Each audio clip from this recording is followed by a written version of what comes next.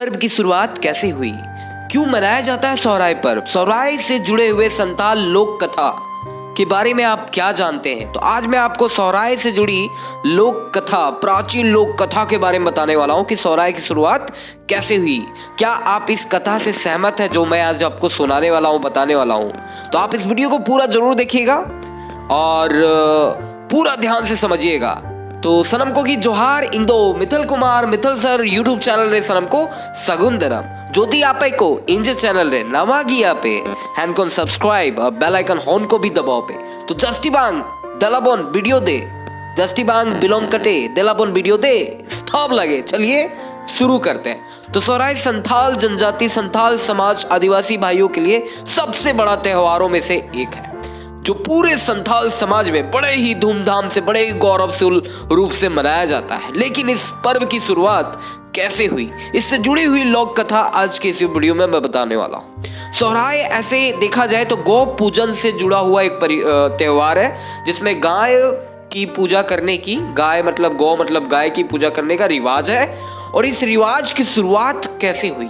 इसमें जानवर जैसे गाय, भैंस, बकरी जैसे जानवरों की पूजा की जाती है और उनकी देखभाल, उनकी रख रखाव का रस्म है। क्योंकि आदिवासी जनजाति हमेशा कृषि प्रधान देश इस भारत की संपत्ति रहे हैं। जिन्होंने इस धरती पर सबसे पहले खेती की है वो है आदिवासी जनजाति। हमारे संथाल भाई बंधु सबसे पहले खेती करने का सौभाग्य किसी को मिला था तो वो है आदिवासियों का, और खेती की शुरुआत हुई थी। तो इस कहानी की लोक कथा को चलिए शुरू करते हैं। तो इस कहानी सोहराय पर्व की लोक कथा शुरुआत होती है स्वर्गपुरी से। स्वर्गपुरी, जी हाँ, स्वर्गपुरी आप समझ सकते हो, ईश्वर, जहाँ ईश्वर का विराजमान है, जहाँ पे हमारे भगवान रहते हैं, हमारे प्राकृतिक देवता, हमारे मरंगबुरु जो हमारे देवता है उनका विराजमान है, जो कन कन में विराज करते हैं। हमारे वृक्ष, वनस्पति, पेड़, नदी, हर जगह पे जिनका वास है, जो हमारे अंतर मन में भी रहते हैं और इस जगत के हर एक प्राणी मात्र में रहते हैं। इस लोक कथा की शुरुआत होता है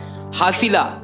हासिला ने 2 अंडे दिए जिसमें से 2 मानव शिशु का जन्म हुआ था। समझिएगा, पूरा प्राचीन स्टोरी मैं आपको बता रहा हूँ।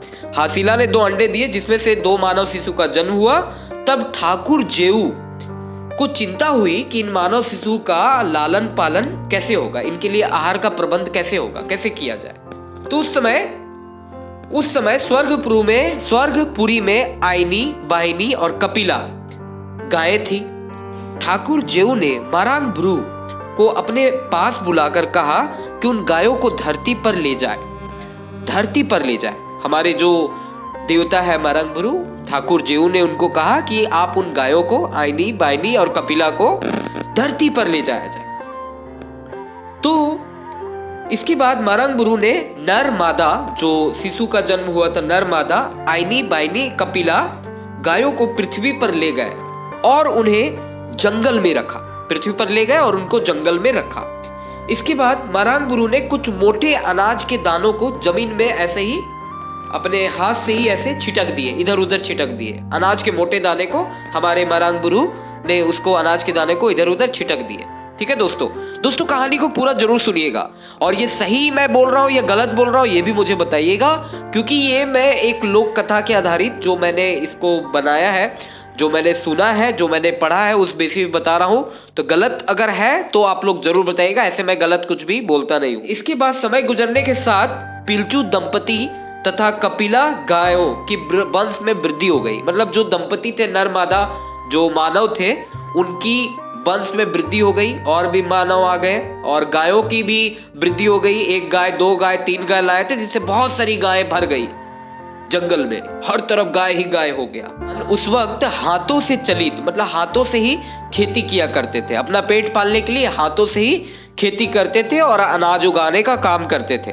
तो मारांगब्रू, हमारे देवता मारांगब्रू ने मानव लोगों से कहा कि तुम जाओ, जंगल में गाय है, उन्हें ले आओ, अपने हाथों से खेती कब तक करोगे, कितना करोगे?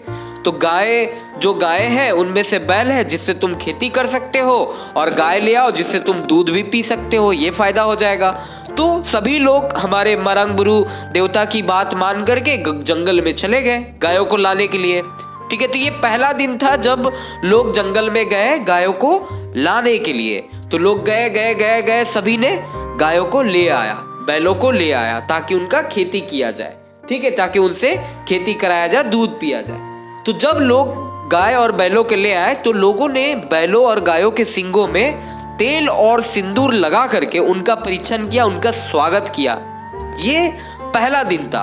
सोहराय को पूरे 5 दिनों तक मनाया जाता है। 5 दिन के बाद ही खूब आनंद किया जाता है। तो पहला दिन था जब गायों की स्वागत की गई, उनके सींगों में तेल और सिंदूर लगा करके उनका परीक्षण किया गया, उनका स्वागत किया गया। ये पहला दिन था, ठीक है दोस्तों।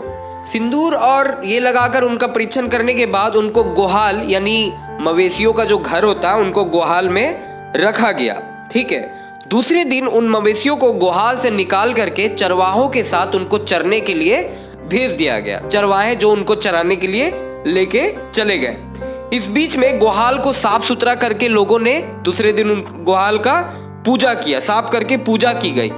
दिन भर गायों को चराने के बाद सांझ को जब गायों को चरवाहे गायों को चरा करके वापस ले आए तो उन गायों को वापस से धूप दीप दे करके लोगों ने सांझ में लोगों ने धूप दीप दे करके वापस से गायों का परीक्षण किया। जब सांझ को उनको वापस लाया गया तब धूप दीपों के साथ उन मवेशियों का परीक्षण किया गया। नाच गान के साथ उस दिन रात्रि जागरण किया गया, ठीक है। इसके बाद ये दूसरी दिन की बात है जब गाय वापस आ गई। नाच गान हुआ दूसरा दिन और गायों का परीक्षण किया गया। उस दिन रात को जागरण हुई, लोगों ने खूब नाच गान किया। अब तीसरे दिन बैलों को अपने अपने दरवाजे पर निकाल करके उनको खूंटी में बांध दिया गया। उनका जो खूंटी होता है बैलों को दरवाजे से निकालकर बांध दिया गया। उनको सजा धजा करके उनको तैयार कर दिया गया। सजा धजा कर जमीन पर गाड़े हुए खूंटे में बांधकर उसकाते हुए खेल कूद किया जाता है। ये तीसरे दिन की बात है जब गायों को उसकाते हुए खेल कूद किया जाता है। तीसरे दिन उनको सजा धजा करके पूरा रेडी करके। चौथे दिन घर घर से कुछ अन्न पान मांग कर सहभोज किया गया। चौथे दिन क्या किया गया? घर घर से कुछ अन्न पान मांग करके, मतलब सहभोज, सभी साथ में मिल करके खाने का प्रबंध हुआ चौथे दिन। और 5वां दिन बोझा तुई का दिन कहलाता है। दोस्तों ये बोझ तुई क्या होता है इसके बारे में मुझे भी नहीं पता, बस मैंने ये वर्ड सुना है बोझ तुई, तो इसका मतलब मुझे भी नहीं पता। आप लोग कमेंट में जरूर बताइएगा कि 5वां दिन ये बोझ तुई क्या होता है, जिसका मतलब मुझे भी नहीं पता। तो संताल लोग सोहराय पर्व को प्रत्येक साल बहुत ही धूमधाम से मनाते हैं। इस पर्व की एक और खास बात यह है कि ये मकर संक्रांति के ठीक पहले सभी गांवों में अलग अलग दिनों में मनाया जाता है। ऐसा नहीं कि ये पर्व एक ही दिन हर जगह पे मनाया गया। जैसे मान लीजिए अगर आप दुमका में रहते हैं तो दुमका में हो सकता है अभी तक सोहराय पर्व नहीं हुआ, लेकिन हमारे कुछ पुरुलिया के भाई से मैंने बात किया तो वहां पे वो लोग सोहराय पर्व कार्तिक के महीने में ही मना चुके हैं।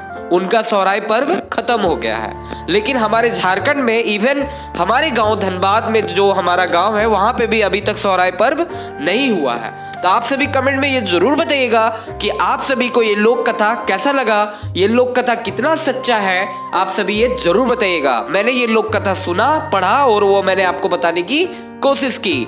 तो दोस्तों ये वीडियो अगर आपको अच्छी लगी हो और ये लोक कथा सच्चा है तो इस वीडियो को लाइक जरूर करिएगा, शेयर जरूर करिएगा और कमेंट में जरूर बताइएगा कि आपको ये लोक कथा कैसा लगा और आपके गांव में सोहराय कब मनाया जा रहा है। सनम को जोहार और आप सभी से अलविदा चाहूंगा। आप सभी को सोहराय पर्व की बहुत बहुत शुभकामनाएं, दिल से बहुत बहुत बधाइयां। आप सभी खूब सोहराय मनाइए। 5 दिन ही क्यों, 5 साल के बराबर सोहराय पर्व जो हमारे प्राकृतिक देवता पूजा, कृषि और गौ पूजन के रूप में मनाया जाता है, वो पूजा धूमधाम से आप सभी मनाइए, खुशियों के साथ मनाइए। इतना ही मैं आप सभी से प्रार्थना करूंगा। खुशियों के साथ खुशी मनाइए और खुश हो जाइए। जय हिंद, जय झारखंड, जय हो।